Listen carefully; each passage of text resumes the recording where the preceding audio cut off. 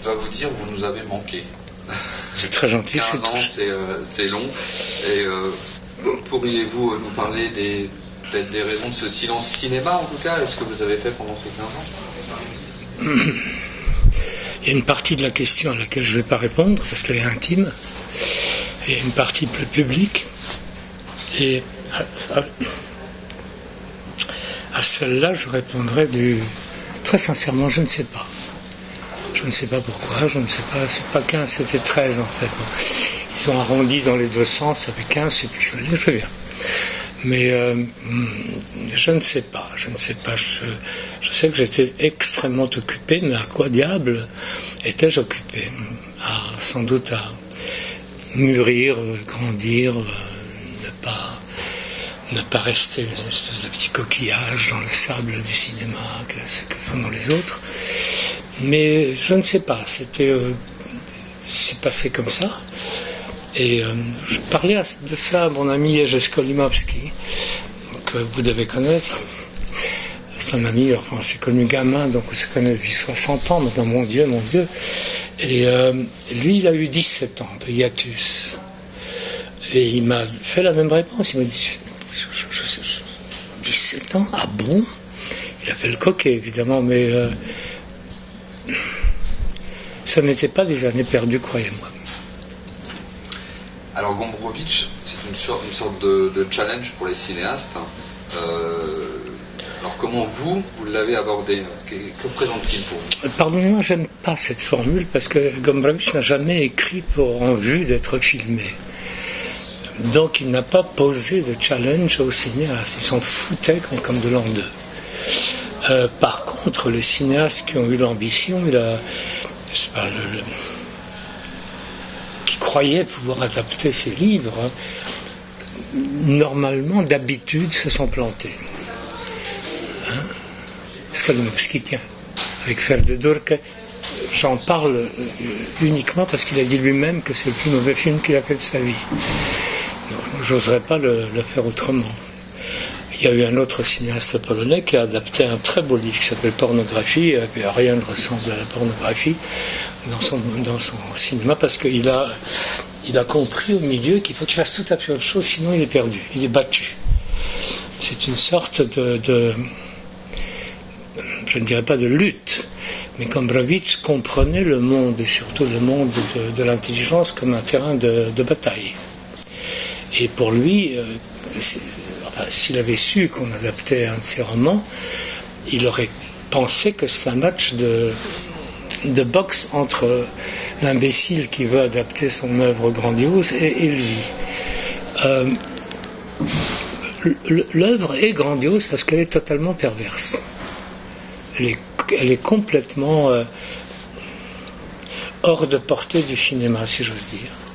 Le cinéma n'a pas le quart du tiers de l'intelligence de Gombrowicz. Donc s'attaquer à ça, mon Dieu, c'est... Par moments, on se dit vraiment qu'on va finir KO sur les planches, et puis que c'était un match de boxe. Ça vient des auteurs, ou ça vient aussi du mode d'expression? Que voulez-vous dire par des auteurs? Quels autres auteurs? Quand vous dites les cinéastes n'ont pas non, le cinéma en général n'est pas fait pour. Vous savez, le cinéma a été fait à inventer il y a très longtemps maintenant pour gagner de l'argent. C'est très simple. Et les gens les plus primaires, les plus analphabètes, qui venaient d'Ukraine, de Dieu sait où, entraînant des petits chariots, ils vendaient leur salade dedans, ont fait le cinéma. Et oublier ça, c'est un péché, c'est un grave défaut. Le cinéma est fait par des gens primaires, pour des gens malheureux.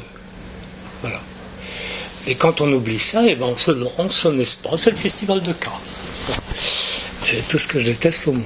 Nous sommes dans un enchaînement de choses culturelles qui fait que le cinéma, étant arrivé beaucoup plus tard, a puisé dans la littérature à tour de bras. Même. Il y a un cousinage très fort. Et le cinéma, lentement, dans les années surtout 20 et 30, 1920 et 30, a influencé la littérature d'une manière très forte. Donc c'est devenu un espèce d'entrelac en ce moment. ce n'est absolument pas la même chose, mais c'est très proche. Ce sont des cousins qui parfois s'adorent et parfois se haïssent, si ça vous va. Selon vous, en tant que spectateur, comment doit-on aborder Cosmos ? Mais je ne sais pas, je suis spectateur et j'aborde Cosmos comme je veux. Pourquoi vous me demandez comment doit-on ? Ça c'est terrible. On se dirait sous Staline en Russie. Comment doit-on ? Eh bien comme vous voulez. Je me posais la question si on devait effectivement... Alors, non, on ne devait pas. On ne doit pas. On ne doit pas. On essaye. La question que moi, en tant que spectateur, je me posais, c'est si je devais chercher à comprendre ou si je devais m'y laisser glisser. Répondez-vous à votre question. Je préfère m'y laisser glisser. C'est élégant et je pense que c'est dans la nature des choses de faire comme ça. Je perçois dans Cosmos un empire de signes, de symboles à décrypter et je me demandais si ça définissait une forme de sens de la vie. Witold, où êtes-vous, monsieur, pour répondre à monsieur? Non, là, vous posez une question à Gombrowicz, pas à moi, parce que le livre s'appelle d'une manière extrêmement perverse Cosmos. Cosmos, c'est énorme. Alors que ça ne parle que de choses toutes petites. Hein, il y a des insectes, des animaux, on pend un moineau, on tord le cou à un chat, on est amoureux d'une jeune fille. Tout cela est fort petit. Et cette ironie enferme le sens du mot cosmos pour nous tous. Il y a eu une dame, écrivain, je crois qu'elle est anglaise, mais hindoue d'origine, qui a écrit un livre absolument extraordinaire qui s'appelle « Le Dieu des choses petites ». Ça a été traduit en français, vous pouvez l'acheter. Et ce titre, qu'elle ne m'envoie pas, est meilleur que son livre, mais le titre est génial. Et on pourrait dire que Cosmos, c'est le Dieu des choses petites. Je perçois de film en film, que ce soit dès Le Diable ou même dans Cosmos, une fureur dans votre cinéma, comme une fièvre.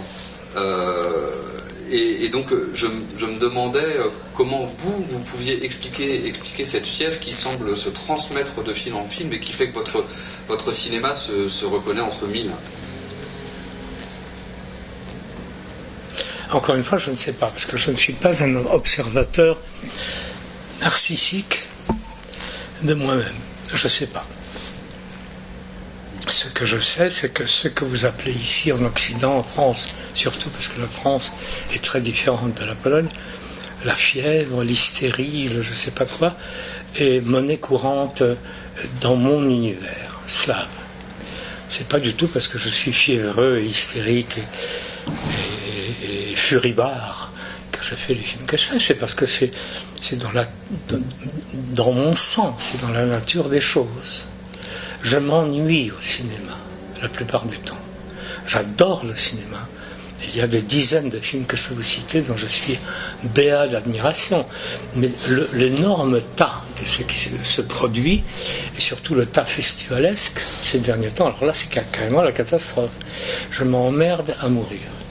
Et donc je ne démordrai pas. Mon tempérament, que je ne contrôle pas sans doute, me porte à vouloir plus. Je pense qu'un acteur qui ne donne pas le tout, c'est comme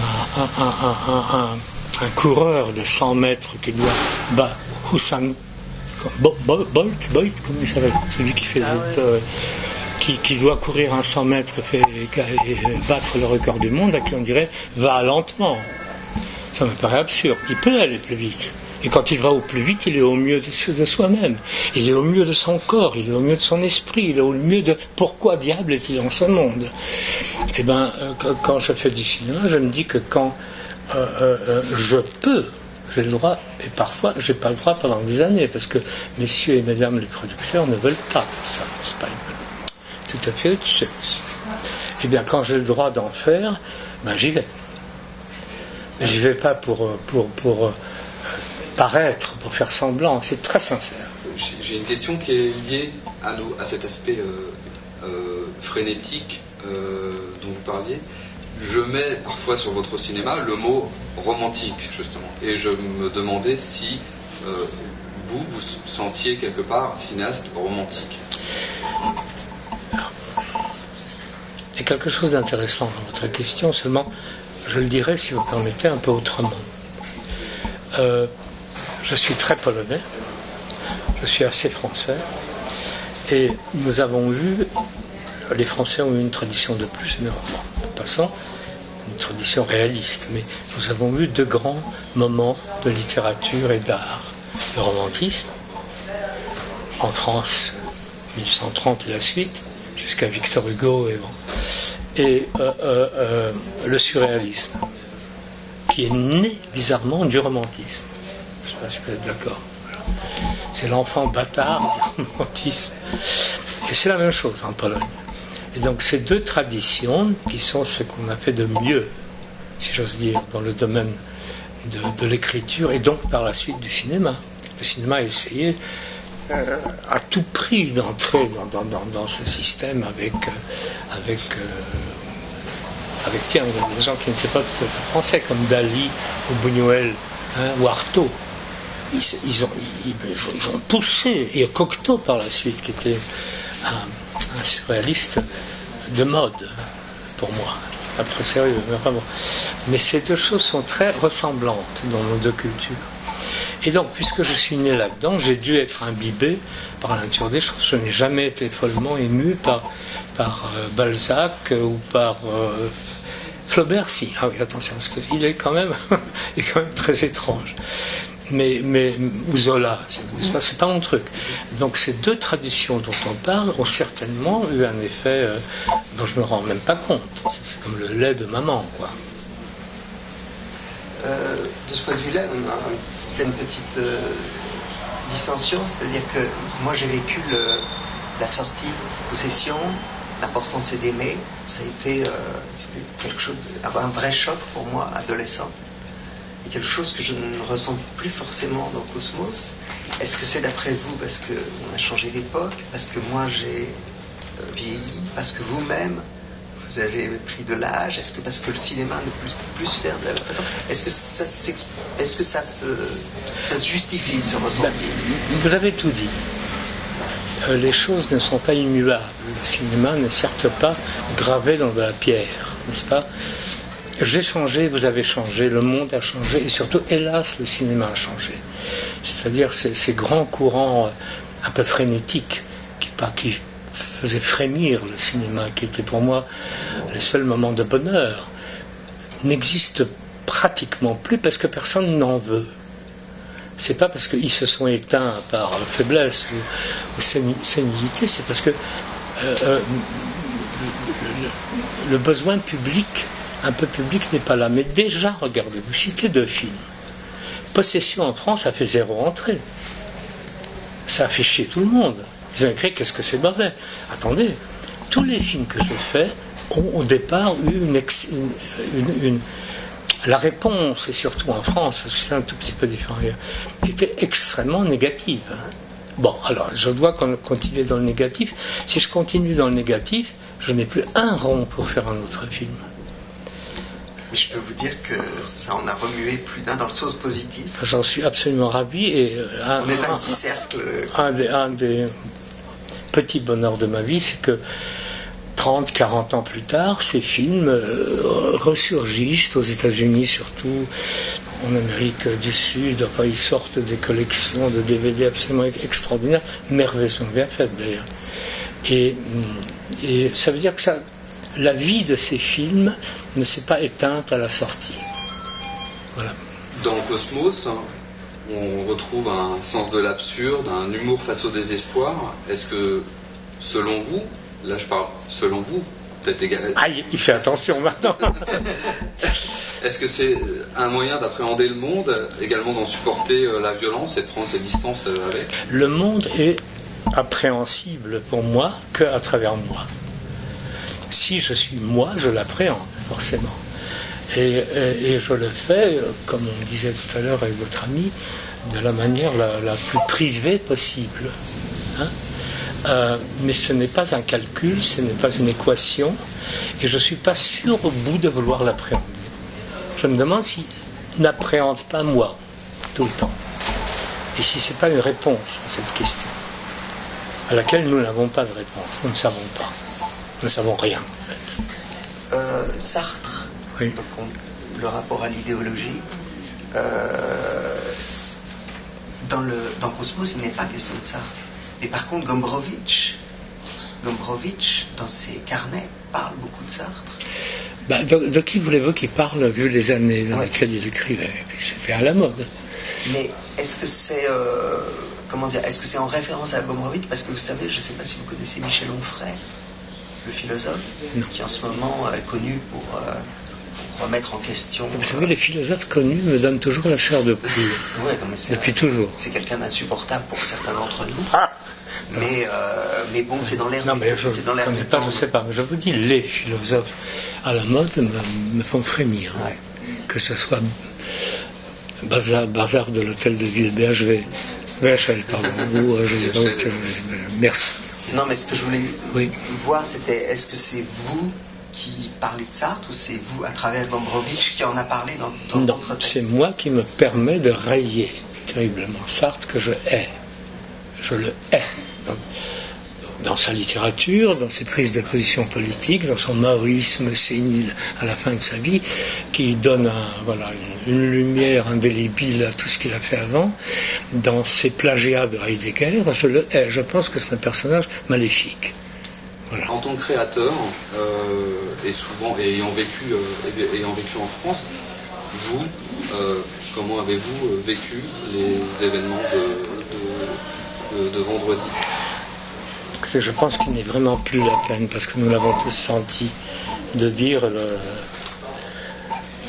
l'effroyable.